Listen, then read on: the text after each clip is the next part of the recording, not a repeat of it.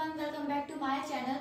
तो आज हम क्लास 12th के चैप्टर 1 के वीडियो लेके आए हैं। तो चैप्टर 1 है sexual reproduction in flowering plants. इससे पहले रिप्रोडक्शन इन ऑर्गेनिजम्स है जो कि डिलीट कर दिया गया है। तो उसके बाद यही चैप्टर है sexual reproduction in flowering plants.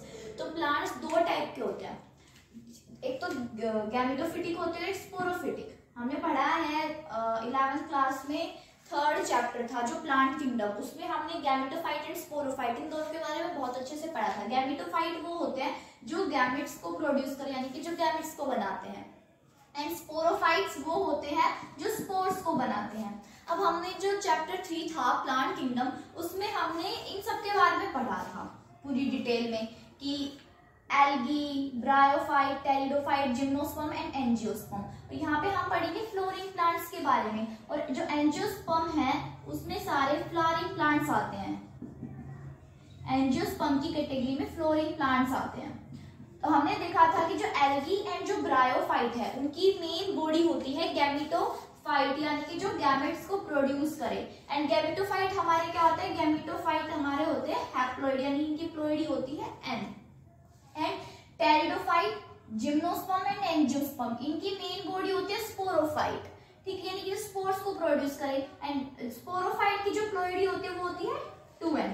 अब अगर हम कोई फ्लावर को देखें, जैसे मान लो कि ये हमारे पास कोई पॉट है और उस पॉट में कोई फ्लावर है, ये उसकी स्टेम ले लो, ये हमें रूट्स है, ये कोई भी फ्लावर है, मान लो ये फ्लावर है, तो ये क्या हो गई, ये हो गई लीफ, ये हमारे पास स्टेम हो गई, ये हो गई रूट, एंड ऊपर ये कोई भी फ्लावर है, किसी भी चीज का फ्लावर हो सकता है। अब जितनी भी चीजें हमें दिख रही है ना, ये फ्लावर, लीफ, स्टेम, रूट, ये क्या है, ये सारे स्पोरोफाइट्स हैं। ये सारे हमारे पास स्पोरोफाइट है। एंड स्पोरोफाइट की प्लॉइडी क्या होती है 2n। अगर कोई हमसे फ्लावर, लीफ, स्टेम या फिर रूट की प्लॉइडी पूछे तो क्या होती है, ये स्पोरोफाइट है, स्पोरोफाइट की प्लॉइडी होती है 2n, तो फ्लावर की प्लॉइडी क्या होगी 2n, लीफ की 2n, स्टेम की 2n, रूट की 2n, ठीक है। और जो लीफ, स्टेम एंड रूट होते हैं वो हमारे पास वेजिटेटिव फेज या फिर इनको बोल सकते हैं pre reproductive phase, vegetative phase या प्री रिप्रोडक्टिव फेज।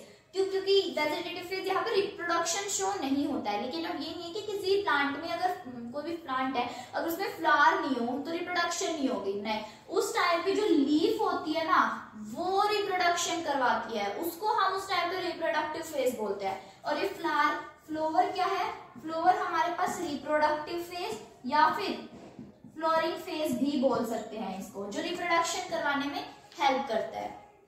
अब हम देखें तो सेक्सुअल रिप्रोडक्शन जो होती है तो हमें 3 इवेंट्स देखने को मिलते हैं। सबसे पहला होता है प्री फर्टिलाइजेशन, उसके बाद फर्टिलाइजेशन, उसके बाद पोस्ट फर्टिलाइजेशन। नाम से थोड़ा समझ में आ रहा होगा, प्री यानी कि जो फर्टिलाइजेशन से पहले जो इवेंट होता है, कोई भी प्रोसेस जो फर्टिलाइजेशन से पहले होगा, उसके बाद जब फर्टिलाइजेशन हो जाएगी कंप्लीटली, और उसके बाद आता है पोस्ट फर्टिलाइजेशन, यानी कि फर्टिलाइजेशन के बाद जो इवेंट हमें देखने को मिलता है वो पोस्ट फर्टिलाइजेशन कहलाता है। प्री फर्टिलाइजेशन में क्या होता है, फ्लोरिंग प्लांट्स में ना जो प्लांट होता है ना उसमें काफी सारे स्ट्रक्चरल और हार्मोनल चेंजेस हो जाते हैं, ठीक है। कौन से चेंजेस होते हैं, स्ट्रक्चरल एंड हार्मोनल चेंजेस। जैसे कि हमें देखते हैं जो शूट होती है, शूट मेरिस्टम होता है, वो कन्वर्ट हो जाता है बाद में फ्लोरल मेरिस्टम, यानी कि कोई शूट है, शूट मेरिस्टम कहलाएगा।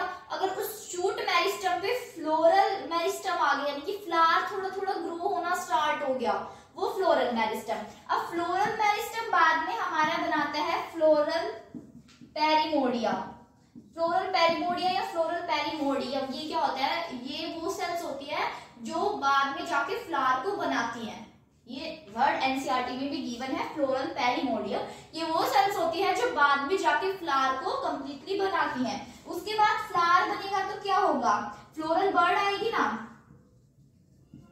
फ्लोरल बर्ड आएगी, एंड फ्लोरल बर्ड बाद में फ्लावर में चेंज हो जाएगी। यही तो होता है, सबसे पहले शूट मेरिस्टम होता है, शूट मेरिस्टम कन्वर्ट होता है फ्लोरल मेरिस्टम में, उसके बाद फ्लोरल पेरिमोडियम जो सेल्स फ्लावर बनाएंगी वो आती हैं, उसके बाद हमें एक बर्ड देखने को मिलती है, और उसके बाद पूरा एक फ्लावर देखने को मिलता है। तो अब सेक्सुअल रिप्रोडक्शन मतलब थोड़ा बहुत इंट्रोडक्शन हमने देख लिया है। तो जो हमारी नेक्स्ट वीडियो होगी उसमें हम फ्लावर के बारे में पढ़ेंगे कि भाई फ्लावर होता क्या है। फिर फ्लावर में हमारे पास 2 सेक्सुअल वो भी आ जाते हैं, रिप्रोडक्टिव ऑर्गन्स, हम उनके बारे में थोड़ा डिस्कस करेंगे और फ्लावर के बारे में पढ़ेंगे कि फ्लावर होता क्या है। ठीक है, तो मेरी और वीडियोस देखने के लिए मेरे चैनल को सब्सक्राइब करें और वीडियो को लाइक करना ना भूलें। थैंक्स।